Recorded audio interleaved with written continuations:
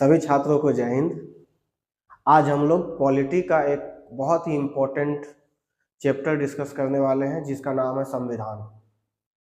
ठीक है, तो आज हम लोग संविधान पढ़ने वाले हैं। भारत का संविधान क्या होता है, संविधान का मतलब, भारत का संविधान बना कैसे। ठीक है, आज इसके बारे में हम लोग काफी विस्तृत चर्चा करने वाले हैं। और संविधान जो है, संविधान का एक एक भाग, एक एक अनुच्छेद हम लोग फुल डिटेल में एनालाइज करेंगे। ठीक है, एज ए भारतीय नागरिक, एज ए स्टूडेंट, ये चीज़ आपको पता होना चाहिए। आपका सिलेबस में भी है, अगर आपका सिलेबस में नहीं है तो आपका जिंदगी में है संविधान। ठीक है, क्योंकि संविधान का मतलब होता है किसी देश को चलाने के लिए एक रूल बुक। ठीक है, संविधान का मतलब क्या होता है, जैसे भारत है तो भारत में सबसे पावरफुल कौन है?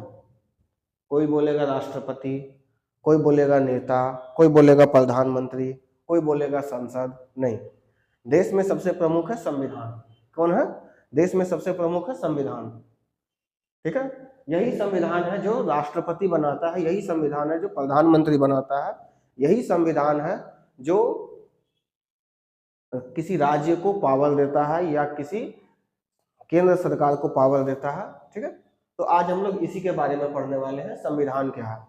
ठीक है, किसी भी देश को चलाने के लिए एक संविधान की जरूरत होती है। जैसे कि भारत बहुत बड़ा देश है, विविधताओं का देश है। ठीक है, अगर यहाँ संविधान नहीं रहेगा तो लोग टेक्नोलॉजी से कुछ भी कर लेते हैं। ठीक है, तो टेक्नोलॉजी से, सिंपल और आसान भाषा में बोला जाए तो टेक्नोलॉजी से बचने के लिए, ठीक है, देश को कौन चलाएगा? भारत का संविधान चलाएगा। तो देश किससे चलता है? भारत का संविधान से चलता है। ठीक है, जिसमें 22 भाग है।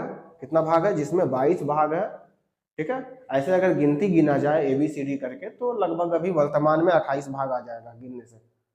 ठीक है, तो ऐसे अगर देखा जाए तो कितना भाग है? सीरियल वाइज में 22 भाग है। लेकिन अगर क्वेश्चन आता है तो अगर नॉर्मली गिनती से गिना जाए तो 28 भाग है। कितना भाग है? 28। लेकिन जब संविधान बना था तो 22 भाग था। ठीक है, अगर आप सीरियल में देखेंगे तो 1 2 3 4 5 22 तक आपको मिलेगा, है ना। जैसे कि 4 का A में, है ना, ABCD जुड़ के ये 28 हो चुका है वर्तमान में। तो संविधान में कितना भाग है? मूल संविधान में 22 भाग, 395 अनुच्छेद। इसको भी गिनिएगा तो अभी 450 प्लस हो चुका है। ठीक है, लेकिन अगर बात किया जाए तो कितना अनुच्छेद है? अनुच्छेद का नंबर्स में अगर काउंट किया जाए तो 395 अनुच्छेद है। ठीक है, और 12 अनुसूची है। लेकिन जब संविधान बना था तो ये 8 था। ठीक है, जब संविधान बना था तो ये कितना था? 8 था। क्या? अनुसूची। अनुसूची को इंग्लिश में शेड्यूल बोलते हैं। ठीक है, समझ में आ गया? भारत के संविधान में कितना भाग है? 22 भाग है।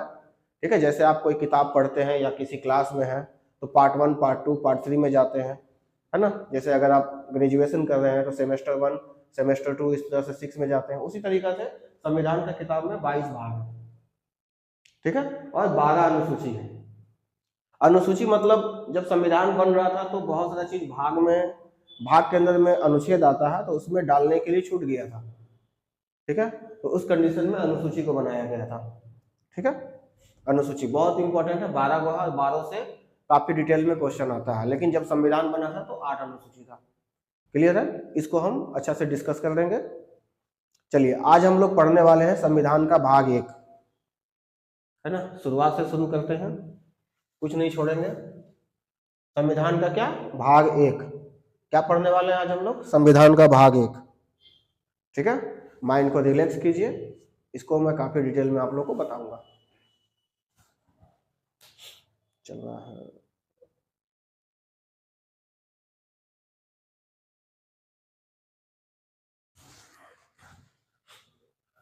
ठीक है, तो संविधान का भाग 1।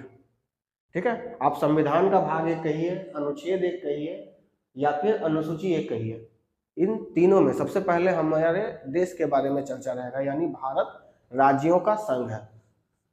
ठीक है, भाग 1 के अंतर्गत आता है संघ और राज्य, जो कि 1 से लेकर 4 तक में है। 1 से लेकर 4 तक में क्या? आर्टिकल।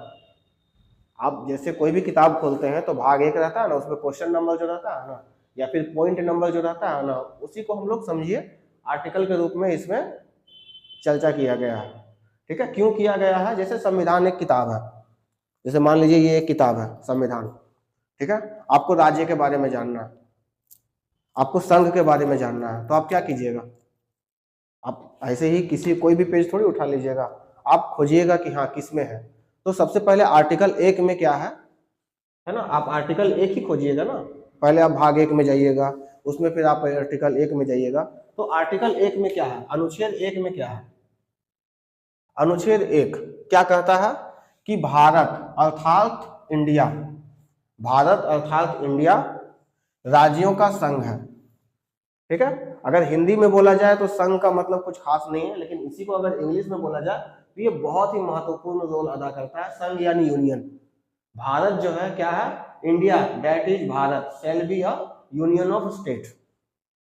ठीक है, इंग्लिश में इसका मतलब बहुत ही बड़ा हो जाता है। ठीक है, संघ का मतलब बहुत सारा चीज होता है, लेकिन जब इंग्लिश में इसको यूनियन बोल दिया जाता है तो ऐसा देश जो कभी भी टूट नहीं सकता है, ऐसा देश जिसका राज्य कभी भी अलग नहीं हो सकते हैं, यूनियन का मतलब ये होता है।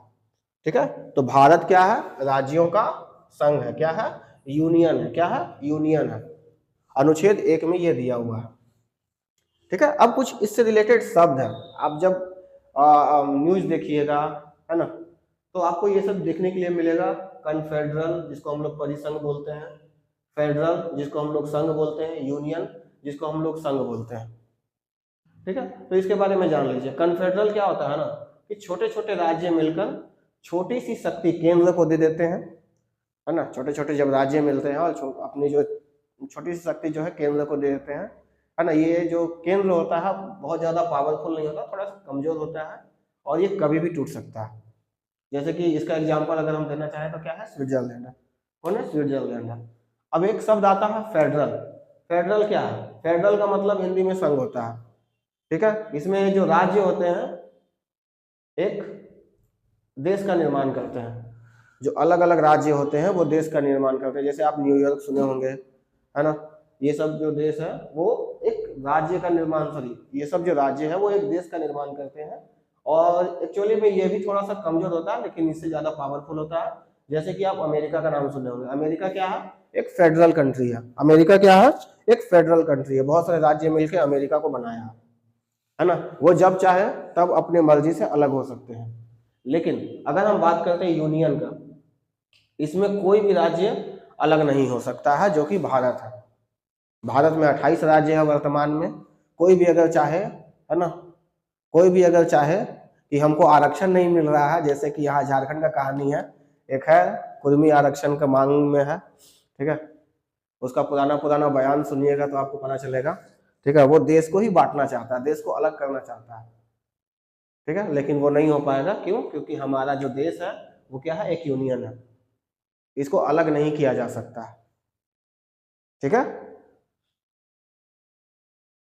तो इसके सभी राज्य जो है वो कभी अलग नहीं हो सकते हैं। आर्टिकल 1 समझ में आ गया है, चलिए अब आर्टिकल 2 को डिस्कस करते हैं। आर्टिकल 2, भारत के बाहर के राज्यों को मिलाना। ठीक है, भारत के बाहर के राज्यों को मिलाना क्या है, जैसे भारत से कोई अलग राज्य है, अलग देश है, ठीक है, जो भारत में नहीं है।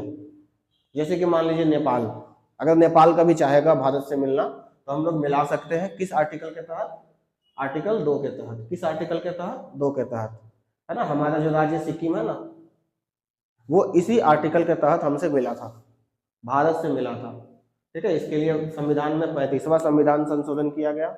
संविधान संशोधन अगर आप नहीं जानते हैं तो संविधान संशोधन का मतलब होता है संविधान में कोई चेंजेस करने के लिए, है ना, संविधान संशोधन का उपयोग किया जाता है। ये आर्टिकल 368 में है ना, और इसे दक्षिण अफ्रीका के संविधान से लिया गया।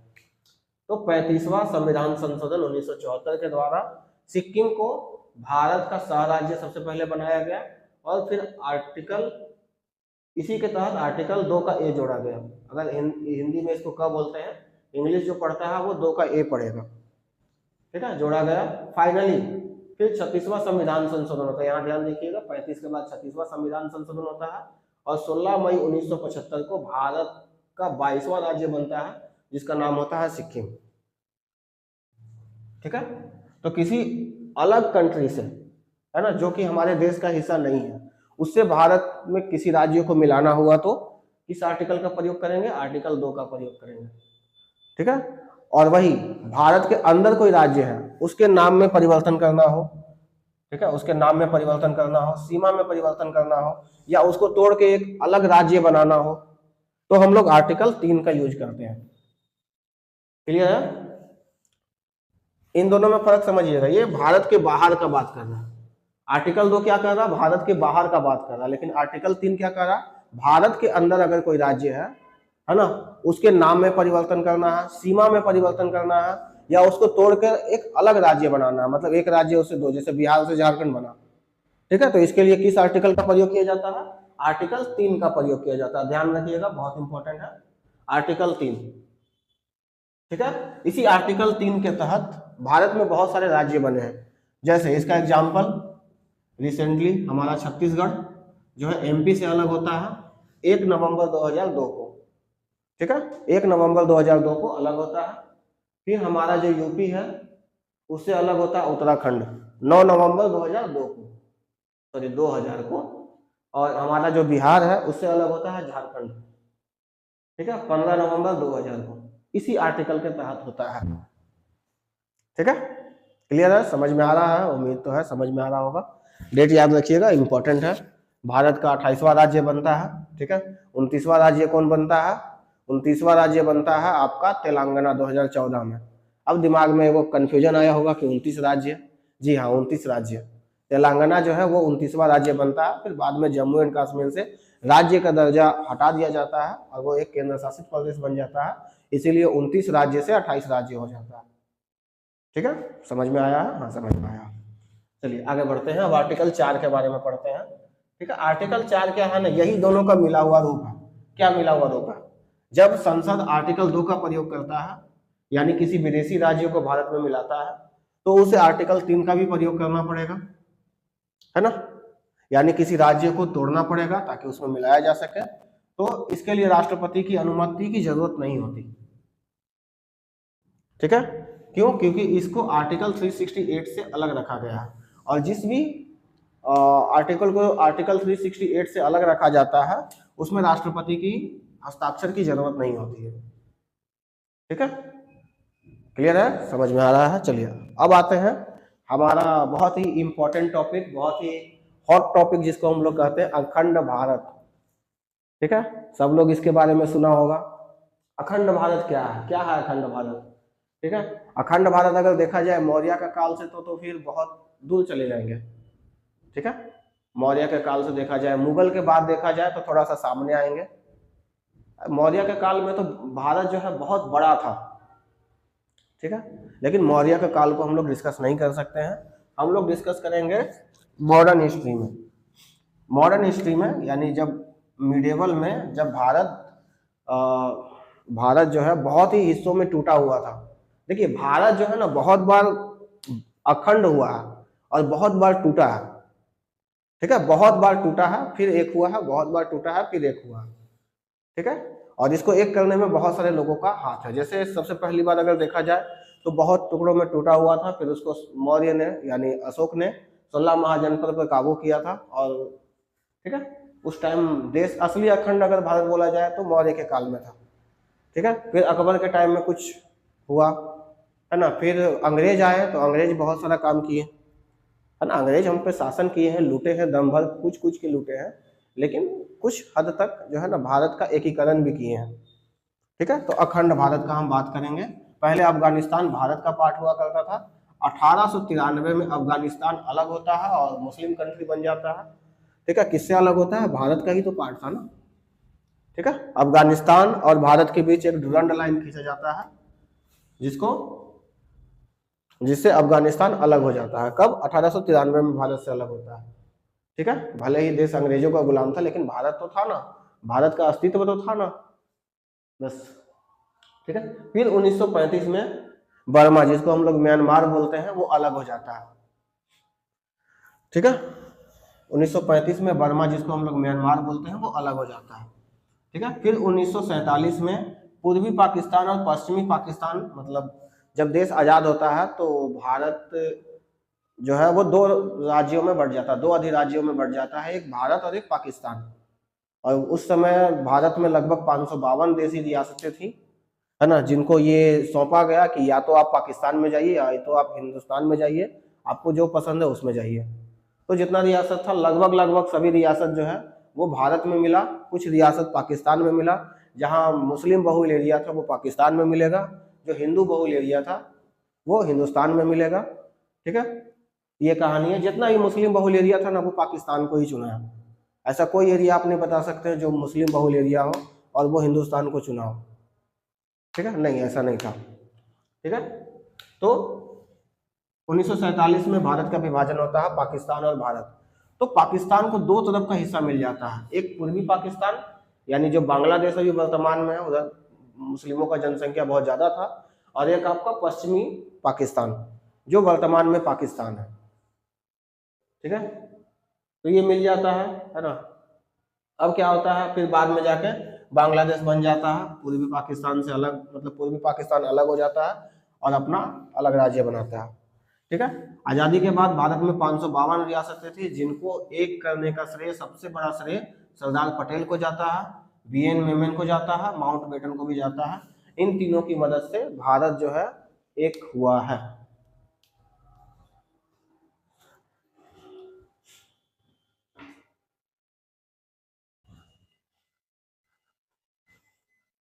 ठीक है, अखंड भारत समझ में आ गया क्या है सो, है ना। आजादी के बाद हमारे जो देश में लगभग 552 रियासतें थी। ठीक है, और हर रियासत का अपना एक अलग कहानी था। ठीक है, तो ऐसे स्थिति में हमारे देश के जो संविधान निर्माता वो थे, ठीक है, संविधान निर्माता जो नेता थे, है ना, जिसमें अगर हम नाम लें सबसे इम्पोर्टेंट सरदार पटेल, बीवी मेनन और माउंटबेटन। माउंटबेटन उस टाइम वायसराय थे, मतलब गवर्नर जनरल थे भारत के। ठीक है, इनका भी बहुत बड़ा योगदान है। अगर ये तीनों नहीं होते तो आज हमें अपने ही देश के किसी क्षेत्र में जाने के लिए वीजा लेने का जरूरत पड़ता। ठीक है, बहुत ही सूझबूझ से इन तीनों ने, मोस्ट इंपोर्टेंट सरदार पटेल ने, ठीक है, इन तीनों ने बहुत ही सूझबूझ से इन सभी रियासतों को अपने अंदर लाया, मतलब भारत में मिलाया। लेकिन इसके बाद भी कहते हैं ना, आसान नहीं होता है किसी चीज भी। 3 रियासत ऐसे थे ना जो किसी भी हालात में भारत से नहीं मिलना चाहते थे। ठीक है, 3 रियासत ऐसे थे जो किसी भी हालात में भारत से नहीं मिलना चाहते थे, जिसमें मोस्ट इंपोर्टेंट हैदराबाद, है ना। ये बहुत अच्छा कहानी है। हैदराबाद का जो निजाम था ना बहुत टेढ़ा था। अभी भी आपको हैदराबाद का लोग जो है ना ऐसे बुरा मानने का जरूरत नहीं है, वो थोड़ा सा टेढ़ा ही होते हैं। लेकिन जो हैदराबाद का निजाम था ना वो चाहता था कि पाकिस्तान में, अब सोचिए भारत का मैप के बीचों बीच पाकिस्तान, अच्छा लगेगा? नहीं लगेगा, है ना। देश के लिए अभी तक ये हमारे लिए नासूर बन जाता अगर गलती से भी ये जो हैदराबाद है पाकिस्तान में मिल जाता तो। ठीक है, और यहाँ का जो जनता था ना वो हिंदू आबादी था, मोस्ट ऑफ द हिंदू आबादी था, इनको बर्बाद कर देता पाकिस्तान। ठीक है, तो सरदार पटेल इन हालातों को जानते थे, भविष्य को देखते हुए, है ना, बोले किसी भी हालत में हैदराबाद को हमको भारत में मिलाना ही होगा।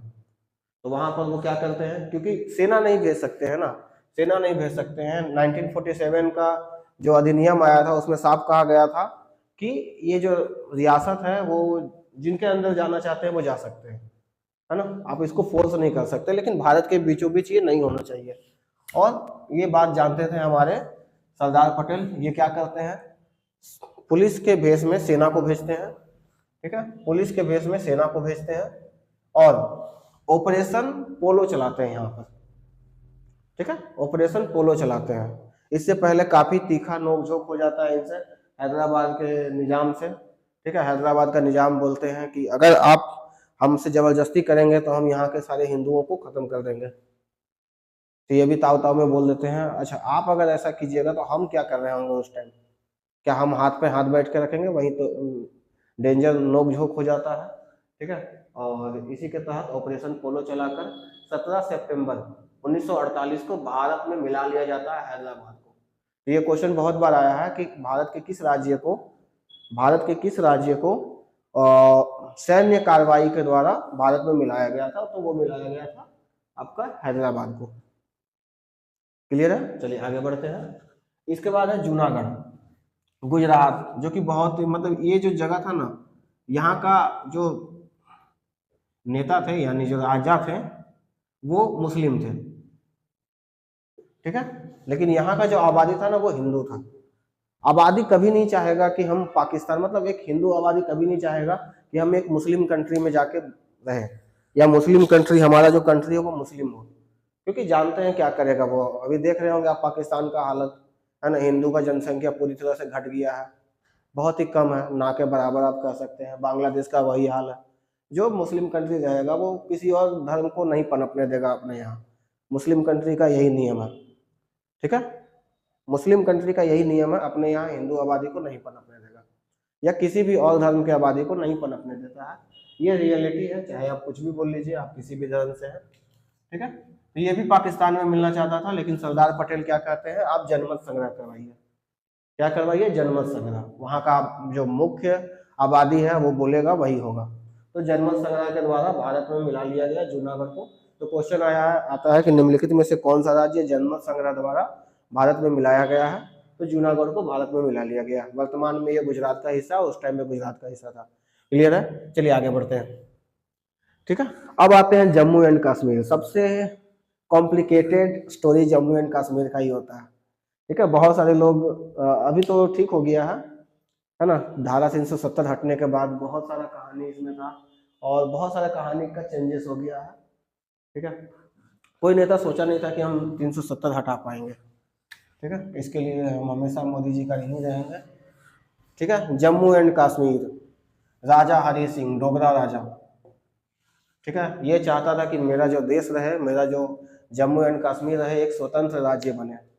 बनने देगा? भारत तो चलो ठीक है, भारत तो छोड़ देगा, लेकिन जो बगल में तुम्हारा राज्य है, बगल में जो तुम्हारा देश है पाकिस्तान, वो चाहेगा?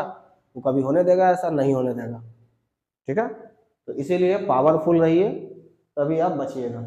तो क्या होता है ना कि राजा हरि सिंह चाहते हैं कि वो एक स्वतंत्र राज्य बने, क्योंकि बहुत सुंदर है जम्मू एंड कश्मीर, आप जानते होंगे, ठीक है। सोचते हैं कि हम अलग ही राष्ट्र बनेंगे, यहाँ पर एक अलग ही क्रांति लाएंगे। लेकिन पाकिस्तान क्या करता है ना, वहाँ घुसपैठ कराता है ना। वहाँ पर काबिलियों का आक्रमण हो जाता है, वहाँ के जो मुख्य तौर पर हिंदू आबादी थे ना, उसको खत्म कर दिया जाता है, मार के नष्ट कर दिया जाता है, और वहाँ पर बस जाता है कबाइलिया, जो पाकिस्तान का था।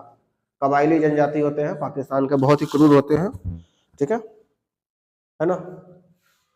कबाइली मुसलमान भी बोल सकते हैं इसको। पाकिस्तान से आके घुसपैठ करता है, वहाँ की जो आबादी है उसको खत्म कर देता है, और यहाँ पर बस जाता है। हमारे देश का सरकार, ये मामला एक्चुअली में जवाहरलाल नेहरू के पास था, ठीक है।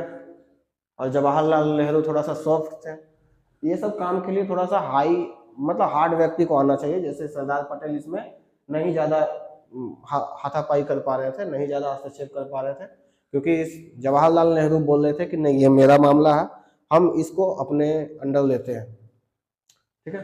तो बहुत ही तकलीफ हुआ। फिर लास्ट में क्या होता है ना कि पाकिस्तान का जो कबायली घुसपैठी थे, मतलब आतंकवादी थे, जम्मू एंड कश्मीर में घुसपैठ करते हैं। अब राजा हरि सिंह के पास दो ही ऑप्शन बच जाता है, या तो खत्म हो जाइए या फिर भारत के साथ मिल जाइए, ठीक है। तो ये भी अपना दिमाग लगाते हैं, बोलते चलो खत्म तो हो ही रहे हैं, चलो भारत के साथ मिल जाते हैं, ठीक है। यानी भारत में मिल जाते हैं। फाइनली 26 अक्टूबर 1947 को विलय पत्र पर राजा हरि सिंह हस्ताक्षर करते हैं, और जम्मू एंड कश्मीर को भारत का हिस्सा बना देते हैं। लेकिन तब तक थोड़ा सा देर हो चुका था। अभी आप जानते हैं पीओके का जो क्षेत्र है, पीओके, पाकिस्तान ऑक्युपाइड कश्मीर, है ना। आधा आधा कश्मीर तो वही लोग ले लिया है, ठीक है। आधा कश्मीर तो पाकिस्तान ने हड़प लिया है, जो कि भारत का हिस्सा ऑफिशियली तौर पर, लिखित तौर पर, ठीक है। भविष्य में भारत हो सकता है कि इसको वापस लेगा, कैसे लेगा? सैन्य कार्रवाई से ही ले सकता है, पाकिस्तान तो देगा नहीं। तो ये सब कहानी है, ठीक है। अब हम लोग इसके बाद भाग 2 को पढ़ेंगे, क्लियर है? इसके बाद अब हम लोग भाग 2 को पढ़ेंगे, नागरिकता के बारे में, ठीक है। चलिए, जय हिंद। अगर वीडियो पसंद आया हो तो चैनल को लाइक कीजिए, सब्सक्राइब कीजिए, कमेंट कीजिए और शेयर कीजिए। और एक और अपडेट है, हमारे ऑफलाइन क्लासेस में अभी कंप्लीट जीके का एक कोर्स आने वाला है, कंप्लीट जीके, ठीक है। कंप्लीट जीके जो सीजीएल लेवल तक पढ़ाया जाएगा। आप किसी भी लेवल का तैयारी कर रहे हैं तो आपका वो फिट बैठ जाएगा। ठीक है, यहाँ से पढ़ने के बाद आपको फिर कहीं और पढ़ने का जरूरत नहीं पड़ेगा। पढ़ाया क्या जाएगा, आपको टोटल याद करवा दिया जाएगा, कंप्लीट लूसेंट आपको याद करवा दिया जाएगा, और उससे जो एक्स्ट्रा फैक्ट है वो भी याद करवा दिया जाएगा। जो वर्तमान में परीक्षा में पूछा जाता है वो सारा आपको याद कर लिया जाएगा। और इसका फीस मात्र 499 रखा गया है। ठीक है, ये ऑफलाइन क्लासेस रहेगा और ऑनलाइन भी क्लासेस रहेगा ये। ठीक है, जो भी छात्र पढ़ना चाहते हैं, इस बैच में आना चाहते हैं, वो मुझे नीचे दिए गए नंबर पर कांटेक्ट करें, या फिर डायरेक्टली आप इंस्टीट्यूट में आए और यहाँ पर आके आप मुझसे मिले। ठीक है, और अपना एडमिशन करवाएं। चलिए, जय हिंद, जय श्री राम।